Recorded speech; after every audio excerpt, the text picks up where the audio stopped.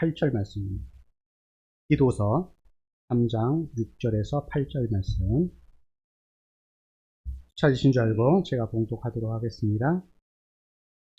우리 구주 예수 그리스도로 말미암아 우리에게 성령을 풍성히 부어주사 우리로 그의 은혜를 힘입어 의롭다 하심을 얻어 영생의 소망을 따라 상속자가 되게 하려 하심이라.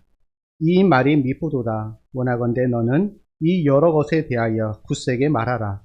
이는 하나님을 믿는 자들로 하여금 조심하여 선한 일을 힘쓰게 하려 함이라. 이것은 아름다우며 사람들에게 유익하니라. 지금까지 여러분이 살아왔던 그 인생길, 무엇으로 여러분이 살아오셨습니까? 그리고 앞으로 여러분의 인생, 남은 인생 가운데 무엇으로 살아가시겠습니까?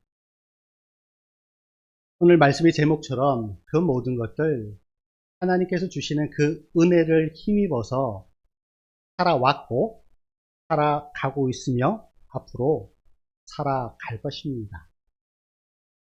우리 옆에 계신 우리 성도님들 향해서 이렇게 인사합시다. 은혜를 힘입어 살아갑시다. 은혜를 힘입어 살아갑시다.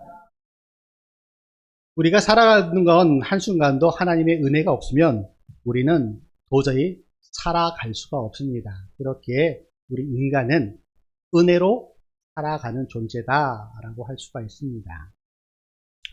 오늘 본문인 디도서 많이 접한 본문이 아닐 것입니다. 그런데 이 디도서는 사도 바울이 그레에 대해 일반 역사에서는 크레타라고 하는데 그곳에 있는 디도에게 쓴 서신입니다. 디모데 전후서와 더불어서 이 디도서는 바울의 목회 서신이다라고 할 수가 있습니다. 그렇기에 이 디도는 그레타라는 섬에서 목회하는 목회자였습니다. 그러면 그레타는 어느 곳에 있는 곳인가? 저기 보시면 가운데 노랗게 칠해져 있는 부분에 보면 크레타라는 곳이 있습니다. 섬입니다. 섬. 이 크레타라는 곳은 로마, 그리스, 그리고 지금의 튀르키예, 그리고 북아프리카에 있는 튀니지, 그 중간에 이렇게 자리 잡고 있는 섬이 바로 크레타 섬입니다. 이 크레타 섬은 유럽 문명이 태동된 곳입니다. 그래서 유럽 문명의 시작이 이루어진 곳이 이 크레타 섬. 그래서 크레타 문명, 또 다른 말로 미노스 문명이라고 합니다. 그리고 이 크레타 섬은 그리스 로마 신화에 보면 제우스가 있습니다. 제우스가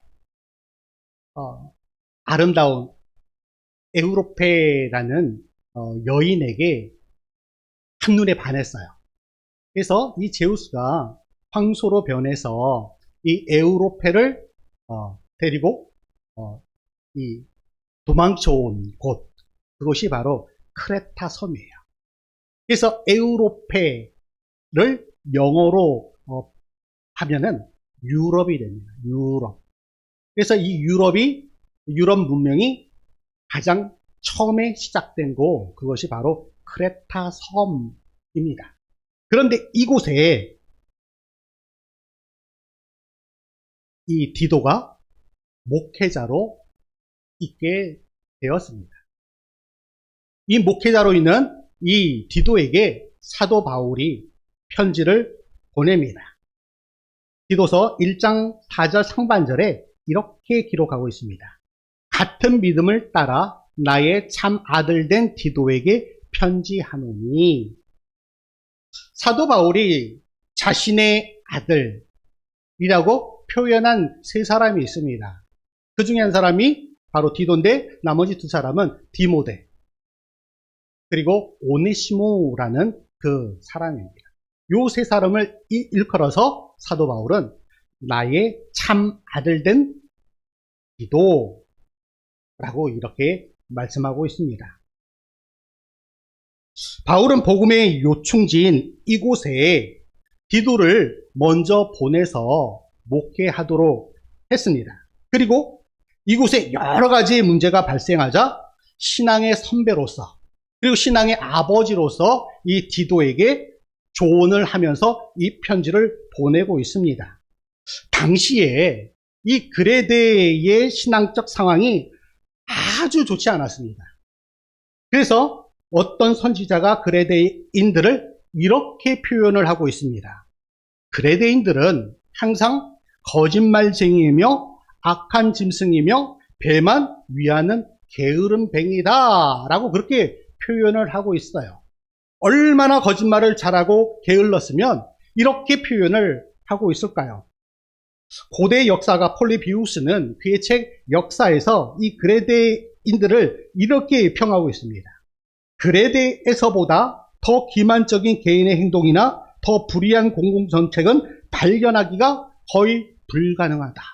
그들의 도덕적 해이, 윤리적으로 타락이 극심하여서 도저히 회복 불가능하다라고 그렇게 표현을 하고 있습니다. 그리고 로마의 정치가이며 철학자였던 키케로는 그의 책 공화국에서 이렇게 또한 표현을 하고 있습니다. 도덕적 원리가 우리가 너무나 달라서 그레데 사람들은 노상 강도를 훌륭하다라고 간주한다. 오죽하면 노상 강도, 길거리에서 강도짓을 하는 사람들, 그 사람들이 훌륭하다라고 그렇게 말하고 있어요. 얼마나 당시에 그레데 섬에 살고 있는 사람들의 그러한 상황이 얼마나 안 좋고 윤리적이고 도덕적인 그 해이가 얼마나 극심했으면 이렇게 표현하고 있을까요? 이 표현은 일반적인 그레타 사람들을 설명하는 말이기도 하지만 당시에 그레타에 있는 그 교회, 디도가 목회하고 있는 그레타 교회의 성도들의 그 삶도 비슷했을 것이다 라고 우리가 상상해 볼 수가 있습니다. 그래서 사도 바울은 본 서신을 디도에게 보냈던 것입니다. 그럼 그들의 문제가 무엇이었을까요? 그 문제가 1장 14절에 이렇게 말씀하고 있습니다. 유대인의 허탄한 이야기와 진리를 배반하는 사람들의 명령을 따르지 않게 하려 함. 이 말을 통해서 우리가 알 수 있는 것은 그 그레타 교회에 있던 사람들이 유대인의 허탄한 이야기와 진리를 배반하는 그 사람들, 즉 거짓 선지자들의 그런 회동에 휘말려서 그들의 명령을 따라서 그들의 말을 따라서 살고 있었다라고 우리가 유추해 볼 수가 있습니다. 당시에 이 그레타 교회에 거짓 선지자들이 들어가서 그 교회를 참으로 도덕적으로 윤리적으로 해이하게 만들었다라는 것을 알 수가 있습니다. 그래서 그들이 유대인의 허탄한 이야기와 진리를 배반하는 사람들, 즉 거짓 선지자들의 선동에 넘어갔기 때문에 그들을 다시금 돌아오게 하기 위함으로 사도 바울이 디도에게 이 디도서를 전했던 것입니다. 여기서 거짓 선지자들의 특징을 보여주는 구절이 1장 16절입니다. 그 거짓 선지자들의 특징은 이렇습니다. 그들이 하나님을 시인하나 입으로는 시인을 해요. 그런데 행위로는 부인하니 가증한 자요, 복종하지 아니하는 자요, 모든 선한 일을 버리는 자다. 입으로는 하나님이 살아있고 하나님께서 우리와 함께 하시고 라고 시인은 하지만 그들의 삶의 모습을 보면 말과 행동이 전혀 다른 괴리된 그런 삶을 살아가고 있다. 그래서 그들은 가증한 자요, 복종하지 않는 자요, 모든 선을 버린 자다라고 그렇게 표현하고 있는 것입니다. 말로는 하나님을 시인하지만 삶으로는 하나님을 부인한다라는 말입니다. 즉 말과 삶이 전혀 다른 말 따로 삶 따로의 삶을 살아가고 있다라는 사실입니다. 그렇기에 바울은 말씀에 순종하지 않는 이 거짓 선지자들의 거짓된 가르침에 대해서 바른 교훈인 하나님의 말씀을 세 가지 영역에 적용해라 라고 하면서 이 디도서를 보내게 됩니다. 그 세 가지의 영역은 이렇습니다. 첫 번째는 교회, 두 번째는 가정, 세 번째는 세상입니다. 그럼 첫 번째, 바울은 바른 교회에 적용하라라고 그렇게 권면을 하고 있습니다. 이것이 바로 바울이 디도를 그레데에 남겨둔 이유가 여기에 있습니다. 그래서 1장 5절부터 6절에 이렇게 말씀하고 있습니다. 남은 일을 정리하고 이제 디도가 이 그레데에서 남아서 남은 일을 정리하고 내가 명한 대로 각 성에 장로들을 세우게 하려 함이니 책망할 것이 없고 한 아내의 남편이며 방탕하다는 비난을 받거나 불순종하는 일이 없는 믿는 자녀를 둔 자라 할지라. 바로 이 말씀에서 바울은 제대로 된 교회 리더를 세우는 것이 이 여러 가지 그레데 교회에 안고 있는 여러 가지 그러한 문제 해결의 첫 단계가 바로 바른 리더, 참된 리더를 세우는 것이다 라고 그렇게 말씀하고 있는 것입니다. 리더는 그냥 세워지지 않습니다. 리더는 반드시 훈련이 필요합니다. 그 훈련을 통하여서 책망할 것이 없이 하나님께서 기뻐하시는 그러한 리더가 될 수 있는 것입니다. 그래서 보시면 장로들을 세우게 되는데 그 장로들은 책망할 것이 없는 그의 삶, 신앙, 모든 영역에 있어서 책망할 것이 없는 자를 교회 리더로 세워야 된다라고 말씀하고 있습니다. 특별히 책망할 것이 없이 가정을 잘 보살피는 것을 교회 리더의 첫 번째 본으로 삼고 있습니다. 우리말에 이런 말이 있죠. 수신제가 치국평천하. 자신의 몸을 먼저 다듬고 그리고 가정을 잘 다스리는 자가 모든 일들을 다 잘할 수 있다라고 그렇게 그런 이야기가 있습니다.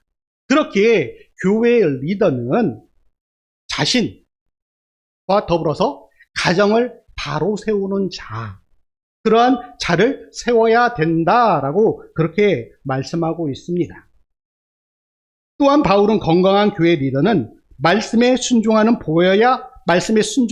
그런 본을 보여야 한다라고 말씀하고 있습니다. 왜냐하면 가르침에 순종하는 삶을 살아야 바른 교훈을 권면할 수 있고 거슬려 말하는 자들을 책망할 수 있기 때문입니다. 그래서 1장 9절에 이렇게 말씀하고 있습니다. 밑분 말씀의 가르침을 그대로 지켜야 하리니 주어진 그 말씀을 내가 먼저 직접 그 말씀에 지켜야 이는 능히 바른 교훈으로 다른 사람을 바른 교훈으로 권면할 수 있고 또한 거슬려 말하는 자들을 책망할 수 있다라는 사실입니다. 내가 말씀에 순종하지 못하면서 리더가 내가 하나님의 말씀에 순종하지 못하면서 다른 사람을 향하여서 말씀에 순종해라, 말씀대로 행해라 라고 할 수 없다라는 사실이에요.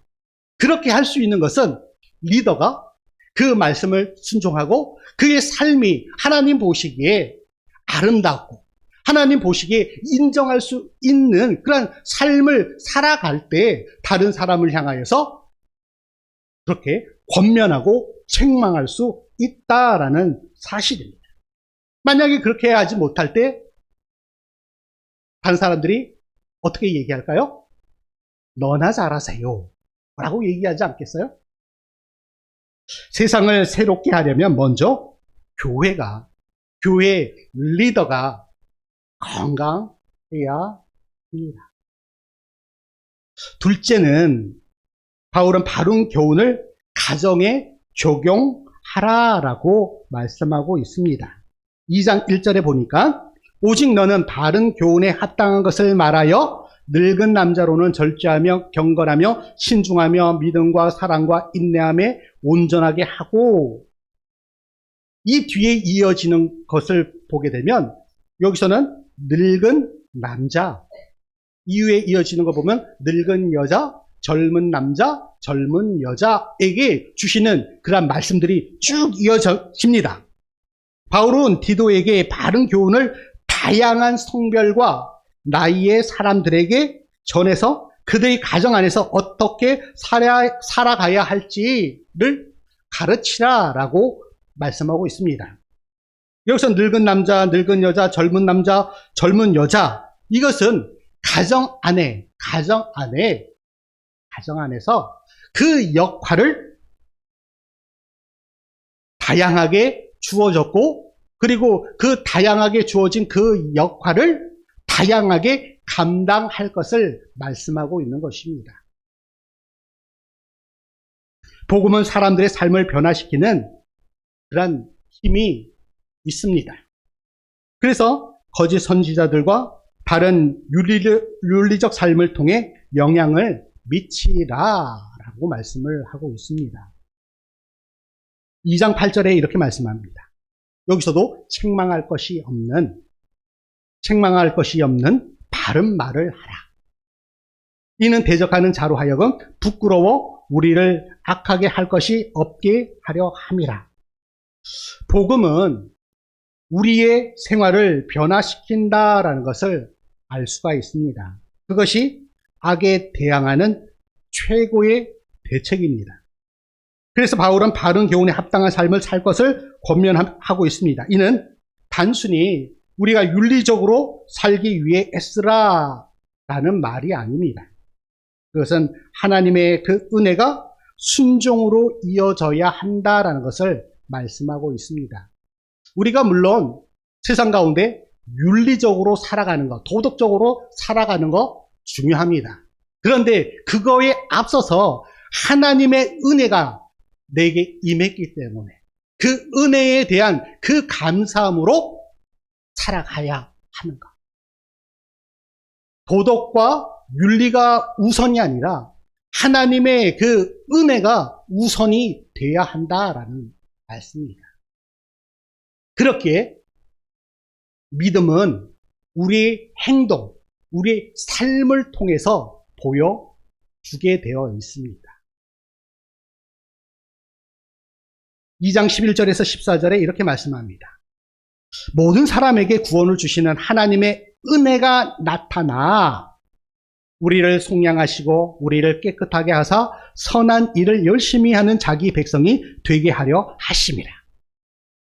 하나님께서 모든 사람들에게 구원을 주시는 그 하나님의 그 은혜가 나타났습니다. 또한 그 은혜를 주신 것은 우리를 속량하시고, 여기서 속량이라는 것은 우리를 죄악 가운데서 예수 그리스도의 그 십자가의 보혈의 피로 우리를 사셨다라는 그러한 말씀입니다. 그것이 하나님의 은혜입니다. 그 은혜를 통하여 우리를 깨끗하게 하사 무엇을 하게 하시기 위해서?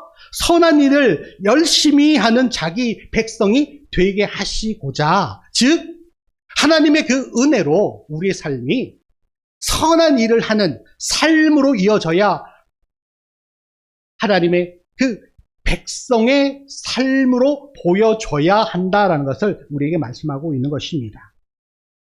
예수 그리스도께서 먼저 저와 여러분, 우리를 위해서 자신의 목숨을 버리셨기에 우리는 그 은혜에 대한 반응으로 선한 일을 하는 사람이 되었습니다. 즉 구원의 은혜에 대한 감사와 기쁨으로 선한 일을 열심히 하도록 하게 하신 것입니다. 셋째, 바울은 바른 교훈을 세상에 적용하라라고 말씀하고 있습니다. 첫 번째는 바른 교훈을 교회에 적용하라. 두 번째는 바른 교훈을 가정에 적용하라. 자, 이제 드디어 세 번째는 바른 교훈을 세상에 적용하라라고 그렇게 말씀하고 있어요. 3장 2절에 이렇게 말씀하고 있습니다. 아무도 비방하지 말며 다투지 말며 관용하며 범사에 온유함을 모든 사람에게 나타낼 것을 기억하게 하라. 바울은 세상에서 건강한 시민으로 살아가야 할 것을 권면합니다. 교회와 가정과 더불어서 가정은 물론 세상을 향하여서도 바른 교훈 그리고 건강한 그 시민으로 살아가야 할 것을 권면하고 있습니다.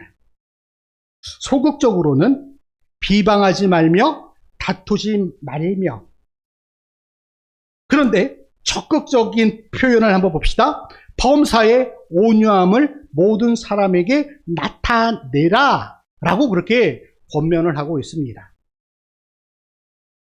어떻게 믿지 않는 사람들, 마음에 들지 않는 사람들에게 범사에 우리가 온유함으로 할 수 있을까요? 어떻게 나를 비방하고 나를 조롱하고 나에게 해악을 끼치는 자들을 향하여서 어떻게 온유함으로 대할 수가 있을까요? 이에 바울은 우리가 하나님을 알기 전 죄인 되었을 때를 기억하라라고 그렇게 권면하고 있습니다. 3장 3절에 이렇게 말씀합니다. 우리도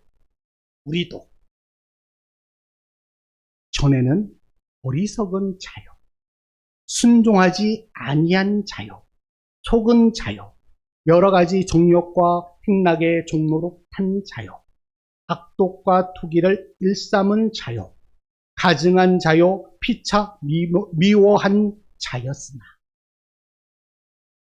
우리가 과거에 구원받기 전에, 하나님을 알기 전에 어떠했다고요? 모든 죄악 덩어리였다라고 그렇게 표현을 합니다. 이 3장 3절을 한마디로 요약을 하면 그거예요. 죄악 덩어리였다. 도저히 구원받을 수 없는 죄악 덩어리였다. 그것을 기억하라. 그래서 우리는 기억하는 것이 중요합니다. 그 기억을 통하여서 현재 나의 상태를 점검할 수 있고 미래로 나아갈 수 있는 그 근거를 마련할 수 있는 것이 바로 기억이에요. 내가 과거에 죄인 되었고 내가 과거에 아무 쓸모없는 무익한 자였다라는 그것을 기억할 때 지금 나를 돌아볼 수 있고 미래의 나를 설계할 수가 있는 것입니다. 사도 바울은 그래서 이 과거의 나, 예수 그리스도를 알기 전, 우리 하나님을 알기 전에 나의 모습을 기억하라라고 그렇게 말씀하고 있는 것입니다. 나의 모습이 어땠어요? 과거에? 죄악 덩어리였다. 우리도 은혜를 받기 전에는 자기 자신만을 위해서 사는 사람들이었습니다. 그러나 그리스도의 은혜가 우리를 세상과 이웃을 위해 헌신하는 사람들로 변화되어져 가게 합니다. 그것이 바로 복음의 능력입니다. 그 은혜를 생각할 때 우리는 다른 사람들을 관용하며 용서하고 용납할 수 있는 것입니다. 오늘 본문 3장 8절에 이렇게 말씀합니다. 이 말이 미쁘도다. 원하건대 너는 이 여러 것에 대하여 굳세게 말하라. 이는 하나님을 믿는 자들로 하여금 조심하여 선한 일을 힘쓰게 하려 함이라. 결국은 우리 하나님의 그 은혜를 받고 하나님의 그 구원의 그 은혜에 대한 그 감사함은, 그 기쁨은 무엇으로 나타나야 된다고요? 선한 일로 나타나야 한다라는 사실입니다. 그래서 디도서를 쭉 보게 되면 1장 8절, 2장 7절, 14절, 3장 1절, 8절, 14절 이렇게 선한 일을 행해야 한다.